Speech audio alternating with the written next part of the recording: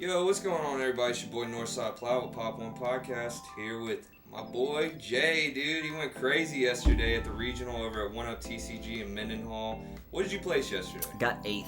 Got 8th. Got in the top 8, dude. That is crazy. You got the mat. It's going nuts. What did you play? So, still play Melffy Spright. The list is a little different from the 3v3 that we posted a little bit ago. Of course, just some changes that felt like needed to be made. Figured a lot of people are still not worried about playing cash like crazy. So it's nice to be able to do a little bit more variance. So for the profile, played 41 cards, of course, because 40, you know how I feel. So same usual, 3 blue, 3 jet, 3 starter, 1 red, 1 carrot. You don't need to play any more reds or carrots. It just ends up bricking and then just not needed, honestly. And then for the spells and traps, I played Double Cross and Gamma Burst. Still no smashers. There was one time where it could have came up. It was against Scareclaw because Tryhard is very difficult. But honestly, I probably should have played it because the card I played instead was 2 talents. This card was nice in my round 6 against Tearlament because he used polymerization to make Guardian Chimera, so it can't be targeted. So literally after he was activating effects, I was able to steal it, attack with it, and then be able to link it off. But honestly, besides that time, this card, if it was in my hand, my opponent didn't hand trap me, so it was very underwhelming. So playing a different card, go first, go second card, maybe Econ or something like that would be better, and of course the Smashers. So still played the Nimble Beaver package with the 2 Anglers. Standard, gotta play it because it's too good. Angler was in my hand a lot more than the last tournament, but the good thing is that we play Nightmares, so the Nightmares going second help out a lot. Okay. Still playing the Melffy package, Caddy Penny. This put in a lot of work. Even just holding it, not making Herald right away, just to be able to utilize Sprint if you don't have an extender to be able to utilize the Sprint was really nice. But the MVP for the entire day, played 1 Ibley. Okay. This card was insane. Going first, even against some matches, going second. So obviously, opening it in your hand isn't good because I don't play Lingaribo. But the cool thing is I play enough extenders. I was able to break an entire branded board, and then literally at the end of the combo, normal summon Ibley and link off to put it on their field if I couldn't kill. So that actually happened 4 times yesterday where I normal summoned at the end of the combo and people were not happy. But every time like you put it on their field, they just sighed. And then at the end, shout out Dincom Fam, he actually showed it off in a video.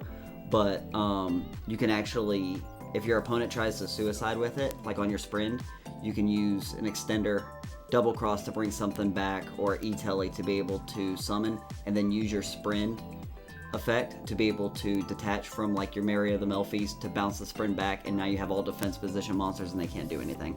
So it's very impactful. I'm so glad I played that. For more extenders, the 3 E-Tellys. We played 2 last time, went up to 3, just wanted more ways to get stuff out, and then also it's not once per turn.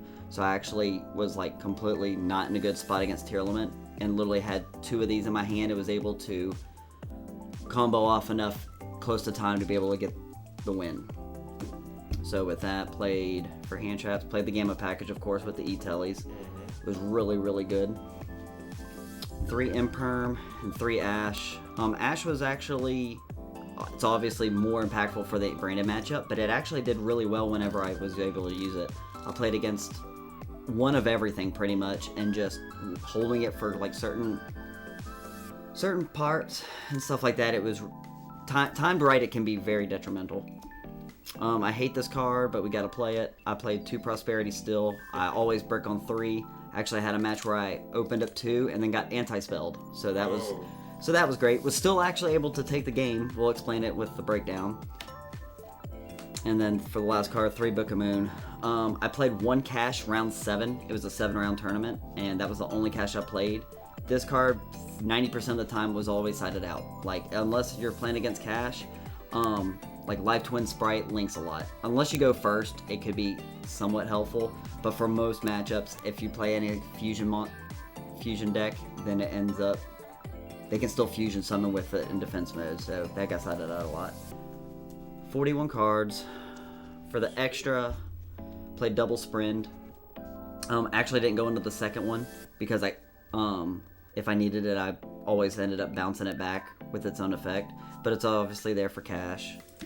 The MVPs of the extra deck, the Nightmare Phoenix and Cerberus. So going first, it kind of stinks having the Angler in your hand. If you, so obviously you would need a normal summon it most of the time. But like going second, like you just put up 3 bodies and like make the Cerberus or Phoenix, and it just, you're popping a monster, popping a spell or trap, and then they have to deal with the Angler. So if they have 2 forms of interruption, they have to deal with both, or you're just going to be overly advantage them.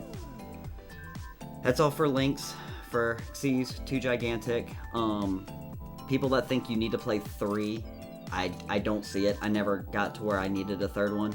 And by the time, if I say needed the 3rd one, I had no engine left in the deck anyway. So 2 is very good. Of course, the Melffy of the Forest and the Herald of Arclight. I don't feel like the Merry Melffy's, the one that bounces, is needed. Because there's never, hardly ever, a time where you're like, should I make an Omni Negate that has the banish effect to where if they sense a monster from deck or hand to grave, or a regular bounce. So you pretty much always want to go into Arclight.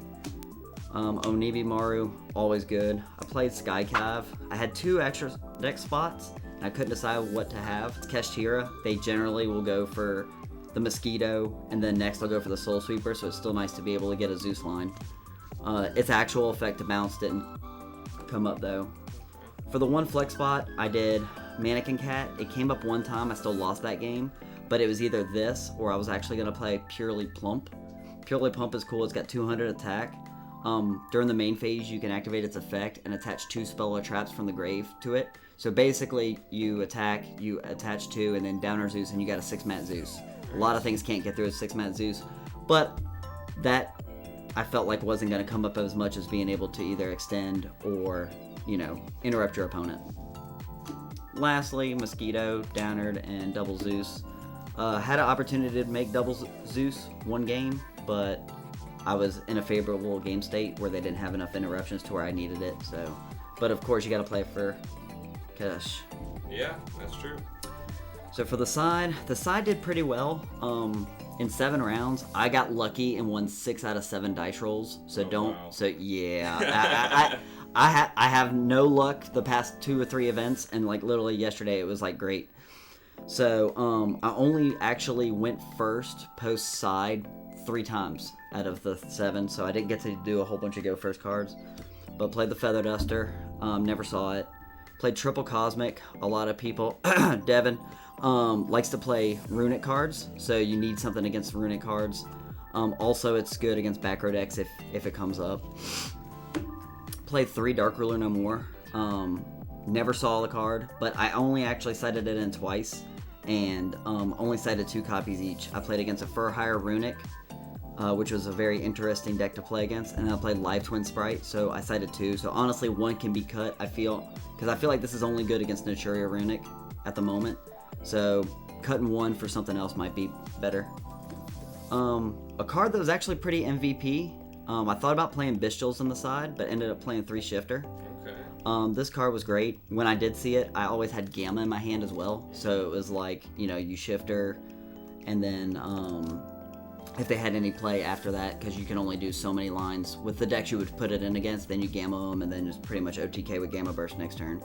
This actually used against the Live Twin Spright, and all the Live Twins come back from the grave, so it was very helpful. I didn't play it against the Scareclaw because I'm not completely familiar with that matchup, but I heard that would have been really good. Called by the Grave, it's kind of like the whole triple tactic talent deal, and then also if there was a tier element, actually it's mostly for Mathmech. So play Shifter and Called by for Mathmech, because that's when that deck goes off, it goes off, and plus they play like 17, 18, 20 hand traps.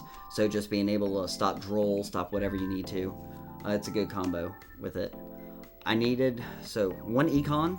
I'm honestly thinking about maining 1, siding 1, because it works well with Ibly too, to be able to put something to defense.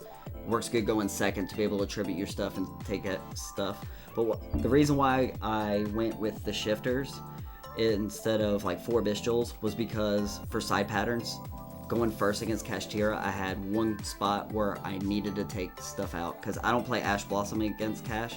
I think it doesn't do enough. So it was either play this or play a pointer, and with a lot of advantage and stuff, you obviously, I don't like the fact that you have to show your hand. So you might have follow-up, you might have different hand traps and everything, and I don't like that. So this actually came in handy a little bit. And then for the last card, 3 Solemn Judgment. Okay. I saw it once, misplay with it horribly. My opponent pretty much just laughed at me. Solemn to summon, and they were like, cool, make the same card again and keep going. So I was like, well, yeah, misplay. That was my only match that I lost whenever I did that too. Well, all right, Jay, that's very awesome, man. The deck looks pretty good, pretty consistent, and it ended up getting you to the top 8, man. You came home with the playmat, and you already have your invite. I already have my invite from National. We didn't get to do a profile for that one. It was a very long event, but I didn't have my invite last year for Nats. Still went anyway. Tried to do a LCQ, no bueno. But then did regionals the next day and ended up getting it with 32 trap Eldritch. Oh wow! Go figure, Eldritch.